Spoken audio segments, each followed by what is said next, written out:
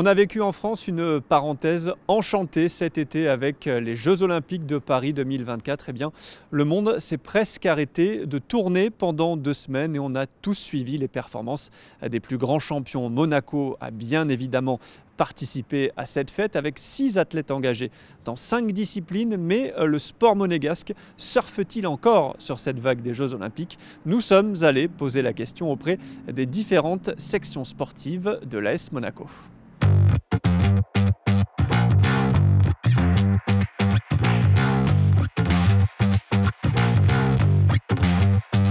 Quand on se remémore les temps forts des Jeux Olympiques de Paris 2024, difficile de ne pas penser aux frères Lebrun. Les 2 blondinés ont fait le spectacle en tennis de table, perturbé la hiérarchie mondiale, dominée traditionnellement par les Chinois depuis des décennies, et propulsé leur discipline sous le feu des projecteurs. L'effet Lebrun est un véritable tsunami qui se ressent jusqu'à Monaco. On a eu à peu près 25 à 30% d'augmentation chez les jeunes. On a eu beaucoup d'adultes aussi dans les groupes débutants qui sont arrivés. Et beaucoup de personnes me parlent des frères Lebrun, s'identifient à eux dans les coups techniques qu'ils peuvent essayer de faire.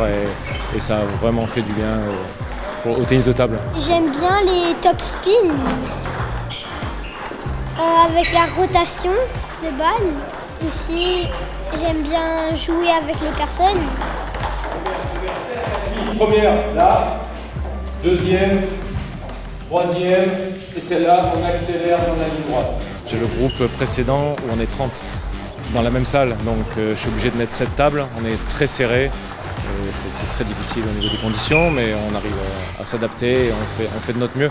Allez, essayez d'être précis. Les tables de ping-pong Cornillo, Made in France, ont annoncé une hausse des ventes de 70% après les Jeux Olympiques.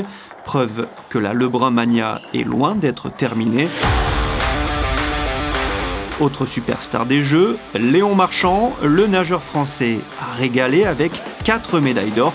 Et les bassins du stade Louis II ont accueilli de très jeunes nageurs qui rêvent d'imiter le champion français. Je vais faire le dos collé et la brasse.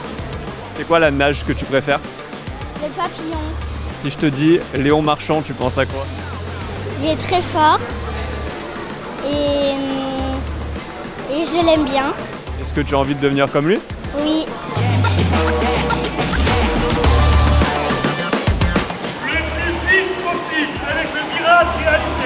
Nous l'avons observé au mois de septembre après les Jeux Olympiques.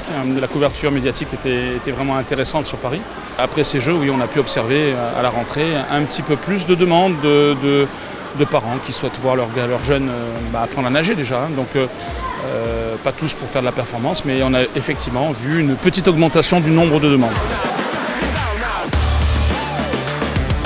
Former des champions, c'est bien, mais l'objectif au club est de permettre à tous les non-Léon Marchand, soit 99,99% de la population, de se faire plaisir dans l'eau. En ce qui nous concerne, un Léon Marchand arrive de façon très ponctuelle, une fois tous les 7-8 ans dans le monde, d'accord ? Donc il est très peu probable qu'il soit parmi nous, le prochain soit parmi nous pour cette rentrée. En tout cas, on contribue à faire en sorte que les autres, en tout cas, ceux qui ne sont pas des Léon Marchand, prennent du plaisir aussi et développent leurs capacités et leurs qualités. Et ça nous importe beaucoup plus que de trouver un Léon Marchand qu'on n'aurons très certainement pas dans les lignes d'eau avant belle lurette.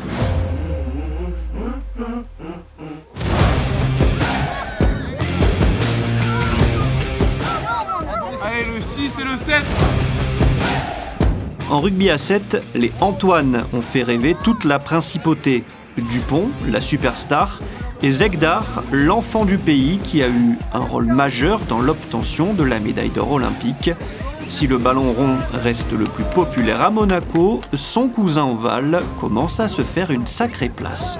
On a relevé un petit engouement sur des catégories pas forcément qu'on attendait, c'est-à-dire sur les tout petits publics, mais peut-être sur des catégories d'âge un petit peu plus élevées.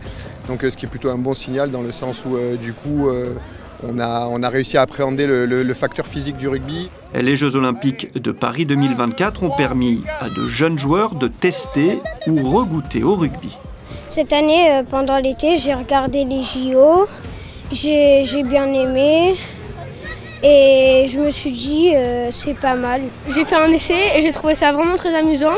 Il y a beaucoup de collectifs et l'ambiance est très sympa. Ouais.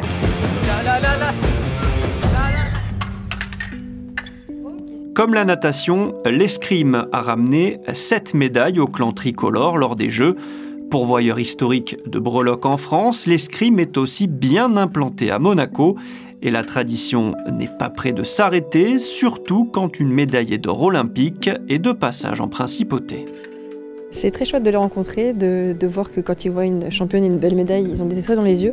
Donc je me dis que ça peut les aider à rêver et à avoir envie d'aller encore plus loin dans l'escrime. Donc voilà, j'ai envie de garder cette envie de faire l'escrime le plus longtemps possible et leur montrer qu'ils peuvent aller loin eux aussi. Et il y en a beaucoup qui commencent, donc je pense que l'effet des Jeux Olympiques a marché. L'année dernière, on était 150 licenciés et fin septembre, on avait déjà 130 dossiers de déposés, sachant que il y en a encore toujours qui viennent un peu plus tard et tout ça, donc on va sûrement dépasser de 10 à 15% les effectifs de l'année précédente. Par exemple, on a une catégorie, les baby escrime. Les Jeux Olympiques n'étaient même pas terminés que la catégorie était complète, quoi. Donc on a mis en liste d'attente pas mal de futurs escrimeurs. Je l'adore. Je l'ai vu à la télé. C'est pas tous les jours qu'on rencontre une championne olympique médaillée d'or. Et du coup, j'ai attendu toute la semaine avec impatience pour la rencontrer. On l'a suivie pendant les JO et on avait envie de devenir comme elle. Toutes ces sections de l'AS Monaco ont désormais le même objectif, empêcher que ce soufflet ne retombe et continuer de permettre à des milliers de gamins, adultes et retraités de pratiquer un sport. Peu importe le niveau, peu importe le temps consacré, le sport est essentiel au bien-être et pas besoin d'attendre les prochains Jeux Olympiques d'été à Los Angeles en 2028 pour le rappeler.